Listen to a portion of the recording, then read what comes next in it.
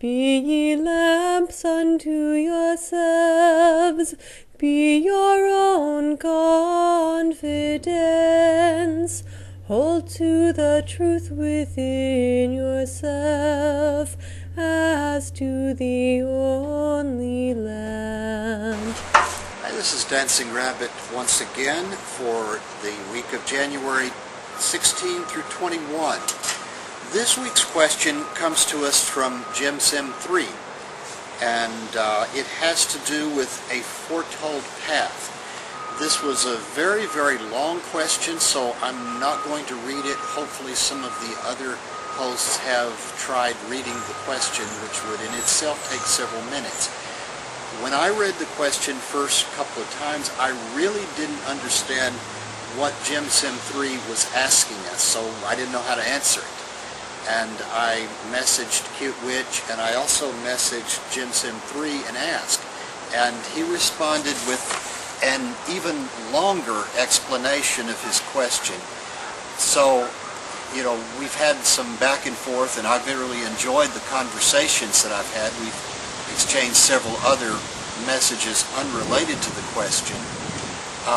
Sim is from Wales, and one of my ancestral lines also comes from South Wales, so we kind of figured it's a small world. Well, into your question here. What kind of paths are most popular in the United States? I think that the quick answer would be what could be called eclectic Wicca, or a sort of eclectic Wiccan-based paganism. And there are a lot of reasons for that.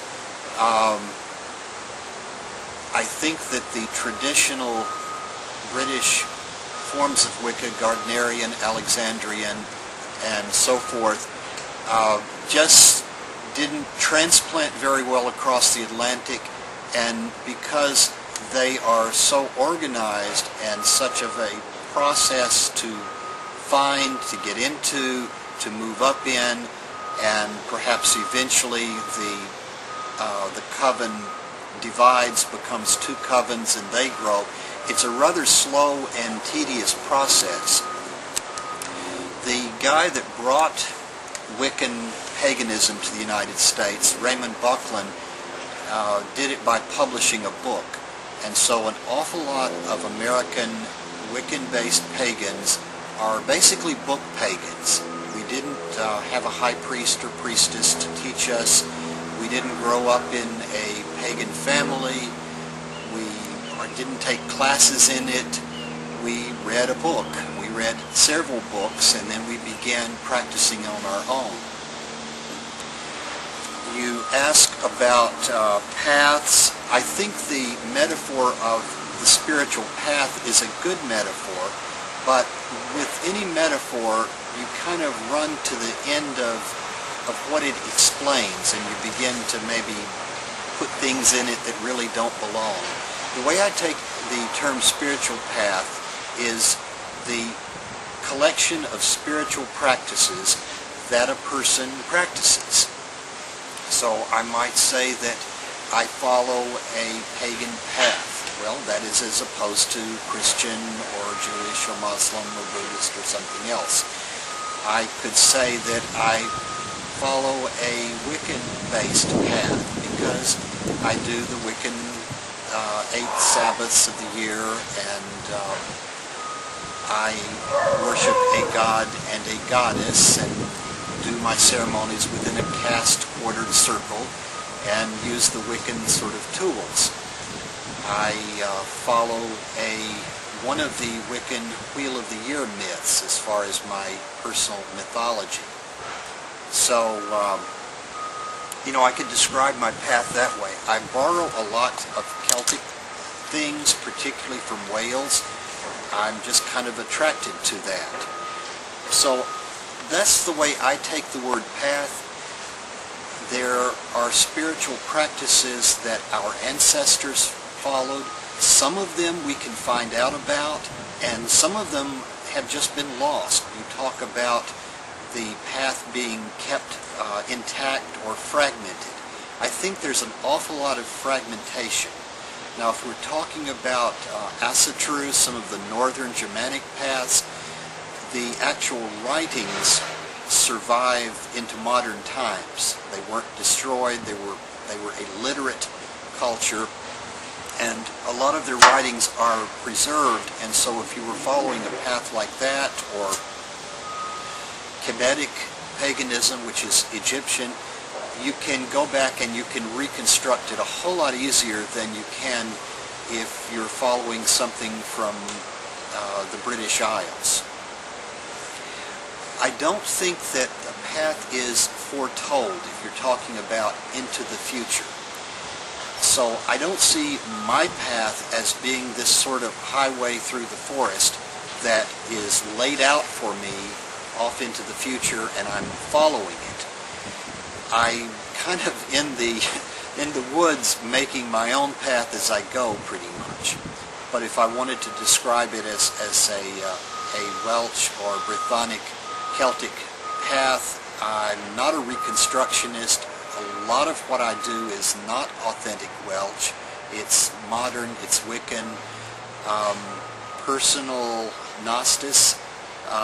Meaning, it's just kind of an inspiration somebody had and it worked for them, it worked for the group, and someone tries it or borrows it like myself, and it seems to work for us. Now, I'm, among other things, a former social studies teacher. I didn't get a lot of years of teaching social studies, spent most of the time in lower elementary school teaching, but I did a lot of that studying and preparing lessons and stuff. I think that to understand American paganism, you really have to understand America as opposed to Europe.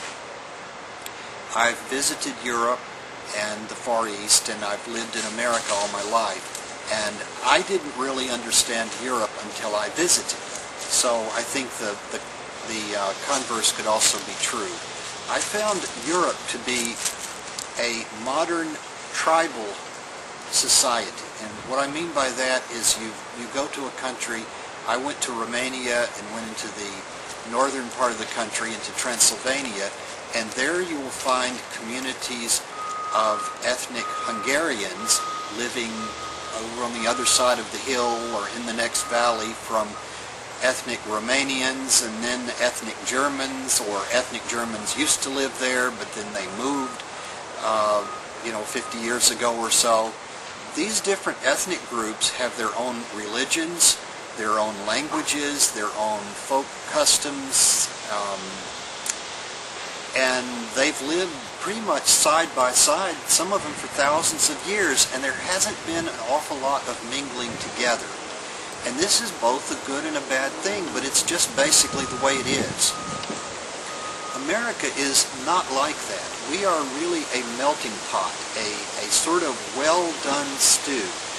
There are all sorts of ethnic groups who have come here. I mean, unless you're Native American, you came here from somewhere.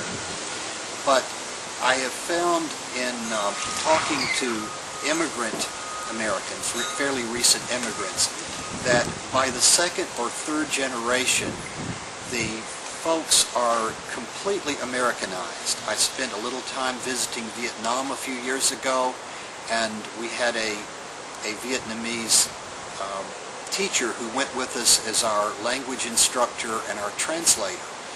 She was born in Vietnam, but her parents immigrated to America when she was very, very young, after the fall of Saigon. And she's completely Americanized. She looks Vietnamese, she can speak Vietnamese pretty well. She, is familiar with the food and many of the customs. She practices many of the customs, the folkways, when she's at her mom's house. But she's American.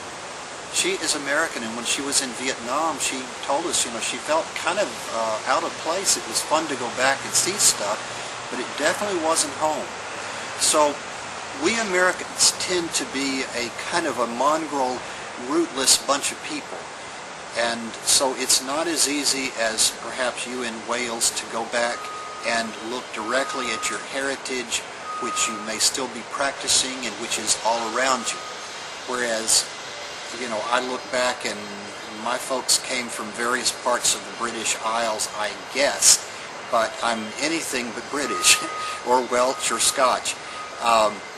So a lot of times we Americans look for our roots, and we may find it in the culture of our ancestors going back across the Atlantic, or we may adopt the folk culture of Native Americans, or of people from the Far East, from India, from China, from Japan, and there are real disadvantages and pitfalls to that, what with cultural misappropriation and all, and trying to be kind of a plastic Indian, and when you have no American Indian blood at all in you.